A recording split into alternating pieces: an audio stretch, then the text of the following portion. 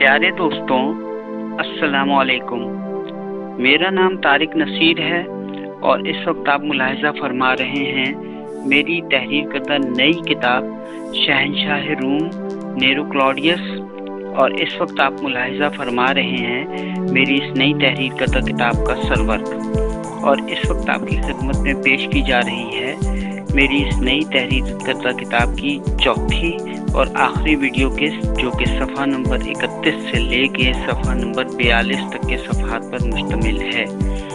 تو آئیے اب ہم اپنی اس چوتھی اور آخری ویڈیو قسط کا آغاز کرتے ہیں۔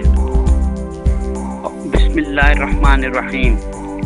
اور اس آگ سے بچ جانے والے لوگوں میں فاقہ کشی کو روکنے کے لیے شہنشاہ نیرو نے ان کے لیے خوراک کی فراہمی کا بندوبست بھی کیا تھا۔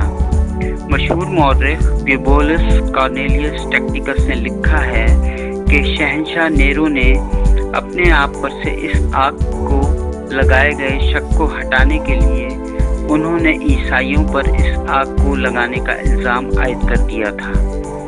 ان کے مطابق بہت سے عیسائیوں کو اس وقت جنگلی درندوں اور بھوکے شیروں کے سامنے پھینک کر مصلوب کر دیا گیا تھا، اور کئی ایک کو زندہ جلا کر گرفتار کر کے بے دردی سے قتل کر دیا گیا تھا۔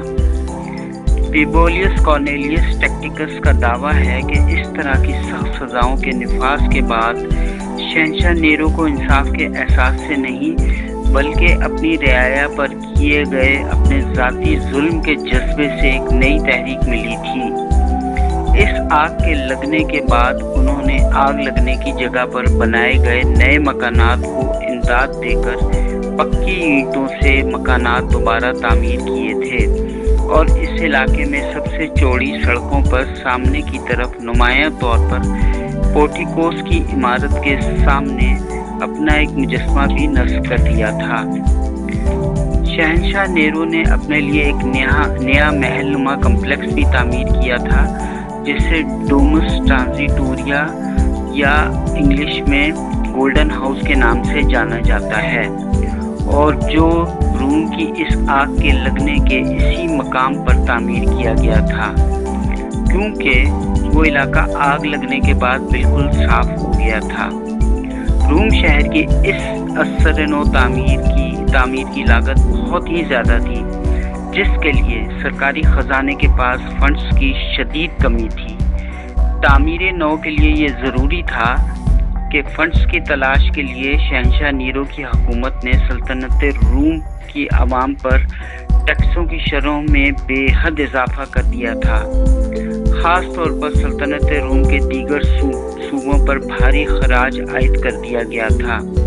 ان اخراجات کے کم از کم ایک تناسب کو پورا کرنے کے لیے شہنشاہ نیرو نے رومن سلطنت کی تاریخ میں پہلی بار رومن کرنسی یعنی پائی کی قدر میں کمی کا اعلان کر دیا تھا، جس سے رومن سلطنت کی تاریخ میں پہلی بار افراط زر کے دباؤ میں بے حد اضافہ ہونے کے سبب مہنگائی میں بے تحاشا اضافہ ہو گیا تھا۔ اس کے بعد سن 65 عیسوی میں ایک رومن سیاستدان اور سینیٹر لوشیس کالپورینیس پیسو نے سیبریس فلیوس اور سلیپشس ایسپر کی مدد سے شہنشاہ نیرو کے خلاف بغاوت کی ایک سازش تیار کی تھی۔ ان میں سے ایک ٹریبیون یعنی ایک فوجی افسر اور دوسرے پریٹورین گارڈ کے سینچورین یعنی تمندار تھے۔ مشہور مورخ پیبولس کارنیلیس ٹیکٹیکس کے مطابق بہت سے سازشی شہنشاہ نیرو سے ریاست کو بچانے کے بہانے جمہوریہ کو بحال کرنا چاہتے تھے، مگر نیرو کے ایک آزاد کردہ غلام ملیچس نے اس سازش کا پتہ لگا لیا، اور انہوں نے شہنشاہ نیرو کے سیکریٹری ٹائبرس کلاڈیس ایفروڈائٹس کو اس سازش کی اطلاع دے دی۔ نتیجے کے طور پہ یہ سازش ناکام ہو گئی، اور اس سازش کے تمام تیار کنندگان کو قتل کر دیا گیا، بشمول شاعر مارکوس انائسس لوکانس، جنہوں نے شہنشاہ نیرو کے سابق مشیر لوشیس اینائسس سینیکا پر الزام لگایا تھا کہ انہوں نے بغاوت کی ترغیب دی تھی۔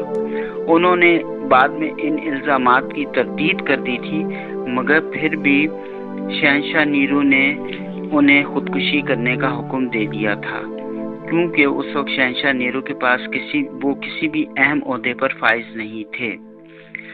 کہا جاتا ہے کہ شہنشاہ نیرو نے سن 65 میں پوپایا سبینا کو ان کے پیٹ پر اپنی لات مار کر موت کے گھاٹ اتار دیا تھا، اس سے پہلے کہ وہ اپنا دوسرا بچہ پیدا کر سکتی۔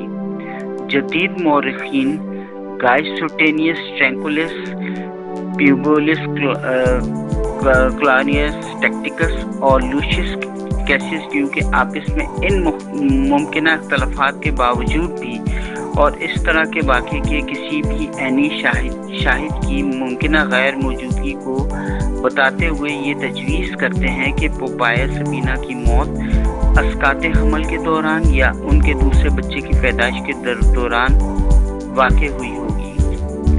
شہنشاہ نیرو پوپایا سبینا کی اس طرح کی بے وقت وفات کے سبب گہرے صدمے میں چلے گئے تھے۔ شہنشاہ نیرو نے پوپایا سبینا کو شاندار انداز میں سرکاری آخری رسومات، اعلیٰ سرکاری اعزازات اور ان کے فرقے کا ایک منظر بنانے کا وعدہ کر کے دفن کیا تھا، اور 1 سال کی درآمدی بخور ان کے جنازے میں جلائی گئی تھی۔ ان کی لاش کی آخری رسومات ادا نہیں کی گئی تھی، جیسا کہ اس وقت کے عام رواج میں ہوتا تھا۔ اس بات کی نہایت سختی سے پابندی کی جاتی تھی، لیکن مصری طریقہ کار کے مطابق جنازے کو دفن کیا جاتا تھا۔ یہ معلوم نہیں ہو سکا ہے کہ سن 67 میں شہنشاہ نیرو نے اسپورس سے کہاں شادی کی تھی، جو کہ ایک نوجوان لڑکا تھا اور جس کے بارے میں کہا جاتا ہے کہ وہ پوپایا سبینا سے بے حد مشابہت بھی رکھتا تھا۔ شہنشاہ نیرو نے اسے کاسٹ کیا تھا اور اسے ایک عورت بنانے کی کوشش کی تھی اور جہیز اور دلہن کے پردے میں اس سے شادی کی تھی۔ یہ خیال بھی کیا جاتا ہے کہ شہنشاہ نیرو نے پوپایا سبینا کے قتل کے افسوس میں شاید ایسا کیا ہوگا۔ گائس جولیس ونڈکس اور سرویس پلیشس گالبا اور نیرو کی موت کے بعد بغاوتیں۔ مارچ سن 68 عیسوی میں گیلیلیا لگوڈنس صوبہ کے گورنر گائس جولیس ونڈکس نے شہنشاہ نیرو کی ٹیکس پالیسیوں کے خلاف ایک زبردست بغاوت کر دی تھی۔ جرمینیا سپیریئر یعنی بالائی صوبہ جرمینیا کے شہنشاہ نے نیرو نے گورنر لوشیس ورجینیس روفس کو گائس جولیس ونڈکس کی بغاوت ختم کرنے کا حکم دیا تھا۔ وہ اپنے ہی صوبے سے باہر کے سینیٹروں کی حمایت بھی حاصل کرنے کی کوششوں میں لگے ہوئے تھے۔ گائس جولیس ونڈکس نے ہسپانیہ کے صوبے ٹاراکونینس کے گورنر سرویس لیپلیس گالبا سے بغاوت میں شامل ہونے اور نیرو کی مخالفت میں گورنر سرویس لیپلیس گالبا کو شہنشاہ قرار دینے کا مطالبہ کیا تھا۔ اس معاملے میں مئی سن 68 عیسوی میں ویسینیشیو کے مقام پر دونوں فریقوں کے درمیان ایک جنگ لڑی گئی تھی، جس میں لوشیس ورجینیس روفس کی افواج نے بآسانی گائس جولیس ونڈکس کی افواج کو شکست دے دی تھی۔ اس شکست سے دل برداشتہ ہو کر گائس جولیس ونڈکس نے خودکشی کر لی تھی۔ تاہم باقی افواج کو شکست دینے کے بعد لوشیس ورجینیس روفس کے لشکر نے اپنے ہی کمانڈر کو شہنشاہ کے طور پر تسلیم کر کے اعلان کرنے کی کوشش کی تھی، مگر لوشیس ورجینیس روفس نے شہنشاہ نیرو کے خلاف بغاوت کرنے سے انکار کر دیا تھا۔ لیکن جرمنی کے لشکروں کی اس عدم اطمینان بخش کارکردگی اور ہسپانیہ میں سرویس پلیشس گالبا کی مسلسل مخالفت سرویس پلیشس گالبا کے لیے کوئی اچھی بات نہیں تھی، جبکہ شہنشاہ نیرو نے اس صورتحال پر کچھ کنٹرول برقرار رکھا ہوا تھا، لیکن سرویس پلیشس گالبا کی حمایت میں مسلسل اضافہ جاری تھا، حالانکہ انہوں نے سرویس پلیشس گالبا کو سرکاری طور پر عوامی دشمن قرار دیا ہوا تھا۔ مگر جب پریٹورین گارڈ کے پریفیکٹ گائس نیمیفیڈیس سیبینس نے شہنشاہ نیرو سے اپنی بیعت ترک کر دی اور غالبہ کی حمایت میں آنے کا اعلان کر دیا تو جواب میں شہنشاہ نیرو نے اوسٹیا کی بندرگاہ پر جانے کے ارادے سے روم سے فرار ہو گئے اور وہاں سے وہ اپنے وفادار مشرقی صوبوں میں سے ایک صوبے پارتھیا میں اپنا بحری بیڑا لے کر پہنچ گئے تھے۔ گائس سوٹینیس ٹرینکولس کے مطابق شہنشاہ نیرو نے اس مشورے کو ترک کر دیا تھا کہ وہ راہ فرار اختیار نہ کرے، کیونکہ جب کچھ فوجی افسران نے ان کے احکامات کو ماننے سے کھلے عام انکار کر دیا تھا تو پھر انہوں نے مشہور رومن لاطینی شاعر پیوبلیس ورجیلیس مارو، جنہیں عرف عام میں ورجل کہا جاتا ہے، کہ ان کی ایک نظم اینٹ کی ایک سطر پڑھ کر یہ جواب دیا تھا: کیا مرنا اتنی خوفناک چیز ہے؟ اس کے بعد نیرو نے پارتھیا فرار ہونے کا منصوبہ بنایا۔ پارتھیا اب موجودہ ایران میں واقع ہے۔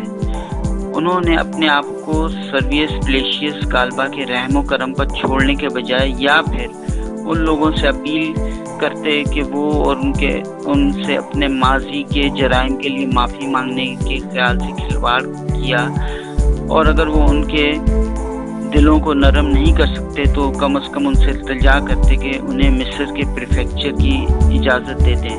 پریفیکچر سے مراد رومن سلطنت کا ایک صوبہ تھا جس کو رومن مصر کہا جاتا ہے۔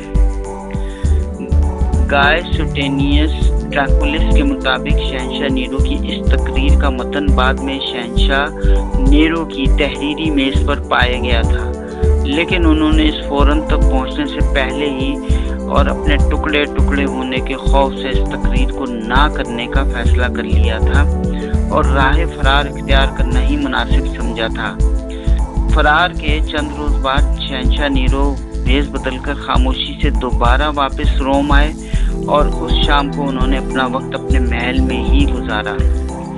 وہ سونے کے بعد آدھی رات کے قریب اچانک بیدار ہو گئے تو انہوں نے دیکھا کہ محل کا جو ایک ہی محافظ تھا وہ بھی چلا گیا تھا، اور اس کے بعد وہ اپنے چاپلوس دوستوں کے پاس محل کے مختلف چیمبروں میں گئے، ان کے لیے محل میں آنے کے لیے پیغامات بھیجے، لیکن انہیں ان پیغامات میں سے کسی کا بھی کوئی جواب موصول نہیں ہوا۔ پھر شہنشاہ نیرو نے ذاتی طور پر جب اپنے ان سب چاپلوس دوستوں کے چیمبرز میں جا کر دیکھا تو انہیں ان چیمبرز میں کوئی بھی موجود دکھائی نہیں دیا۔ وہ سب کے سب چیمبرز لاوارث و خالی حالت میں پڑے ہوئے تھے۔ جب انہوں نے کسی کو گلیڈیٹر یا کسی دوسرے انسان کو تلوار سے مارنے کے لیے بلایا تو تب بھی کوئی سامنے نہیں آیا۔ تو اس وقت شہنشاہ نیرو نے اونچی آواز میں پکارا: کیا یہاں نہ میرا کوئی دوست ہے اور نہ کوئی دشمن؟ اور پھر وہ تیزی سے باہر کی طرف محل سے ایسے بھاگے جیسے خود کو دریائے ٹائبر میں پھینک دیں گے۔ دریائے ٹائبر اٹلی کا سب سے لمبا دریا ہے۔ شہنشاہ نیرو نے محل سے باہر جا کر کسی ایک ایسی جگہ کی تلاش شروع کر دی جہاں پر بیٹھ کر وہ اپنے خیالات کو چھپا کر اور جمع کر سکیں۔ شہنشاہ نیرو کی خودکشی کا واقعہ۔ اس مقصد کے لیے انہیں ان کے ایک آزاد کردہ شاہی غلام فاون نے اپنا ولا رہنے کے لیے پیش کر دیا، جو کہ روم شہر سے تقریباً 4 کلومیٹر یعنی 4 میل یعنی 6.4 کلومیٹر کے فاصلے پر واقع تھا۔ یہاں تک پہنچنے کے لیے وہ ایک بار پھر بھیس بدل کر سفر کرتے رہے۔ شہنشاہ نیرو کے ہمراہ ان کے 4 وفادار آزاد شاہی غلام بھی محو سفر تھے، جن کے نام درج ذیل ہیں: ایپافروڈائٹس، فاون، نیوفائٹس اور اسپورس۔ شہنشاہ نیرو اس ولا میں ان کے ہمراہ پہنچے تھے۔ اس ولا میں پہنچ کر شہنشاہ نیرو نے انہیں اپنے لیے قبر کو کھودنے کا حکم دیا۔ عین اسی وقت شہنشاہ نیرو کو معلوم ہوا کہ سینٹ نے انہیں عوامی دشمن قرار دے دیا ہے اور عدالت نے ان کی غیر حاضری میں ان کے خلاف مقدمہ چلا کر انہیں سزائے موت کا حکم جاری کر دیا ہے، اور فوجی دستے روم کے مختلف شہروں میں ان کی تلاش میں پے در پے چھاپے مار رہے ہیں۔ شہنشاہ نیرو نے اپنے آپ کو خودکشی کے لیے تیار کیا۔ وہ اوپر نیچے بڑبڑاتے ہوئے کہنے لگے، کیا مجھ میں ایک فنکار مرتا ہے؟ یہ کہتے رہے اور اس دوران وہ اپنے حواس کھو بیٹھے۔ انہوں نے اپنے ایک ساتھی سے التجا کی کہ وہ پہلے خود کو مار کر ان کے لیے ایک مثال قائم کریں۔ اس دوران اس ولا کی گلی میں فوجی گھوڑوں کی ٹاپوں کی آوازیں سنائی دینے لگی۔ آخرکار گھڑ سواروں کی آوازیں قریب آنے لگی۔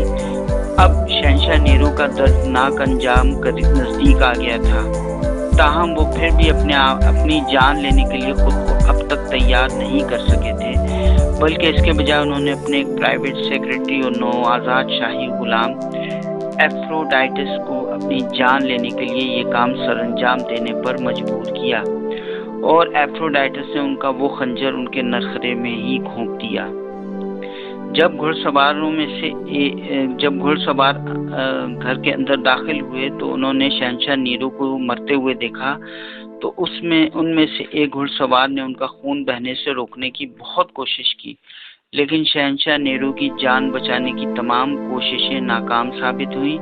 مرتے وقت شہنشاہ نیرو کے آخری الفاظ یہ تھے، بہت دیر، یہ وفاداری ہے۔ شہنشاہ نیرو کا انتقال 9 جون سن 68 عیسوی کو ہوا تھا، جو ان کی پہلی بیوی کلاڈیا اوکٹاویا کی وفات کی بھی 6 برسی کی تاریخ ہے۔ شہنشاہ نیرو نے ان کا قتل 8 جون سن 62 عیسوی کو کیا تھا۔ شہنشاہ نیرو کو ان کے فطری والد گنائس ڈومیٹیس آہنو باربوس کے مقبرے میں ان کے پہلو میں واقع ولا بوغیس میں دفن کر دیا گیا، جو پینیشین ہل کے علاقے میں واقع ہے۔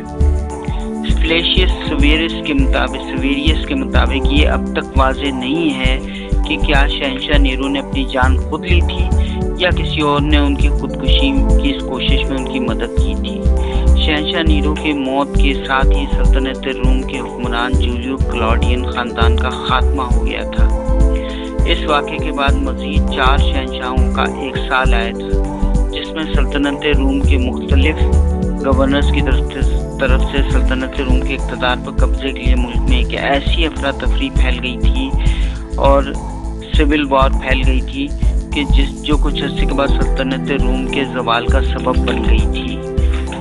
شہنشاہ نیرو اس عظیم سلطنت کے آخری شہنشاہ تھے، کیونکہ ان کی وفات کے ساتھ ہی عظیم سلطنت روم کے زوال کا واقعہ پیش آ گیا تھا، اور ان کی وفات کے فوری بعد اس عظیم سلطنت روم کے کئی ٹکڑے ہو گئے تھے اور وہ کئی ملکوں میں تقسیم ہونے کے بعد بکھر گئی تھی، اور اس عظیم سلطنت کا جلد ہی خاتمہ ہو گیا تھا، ختم شد۔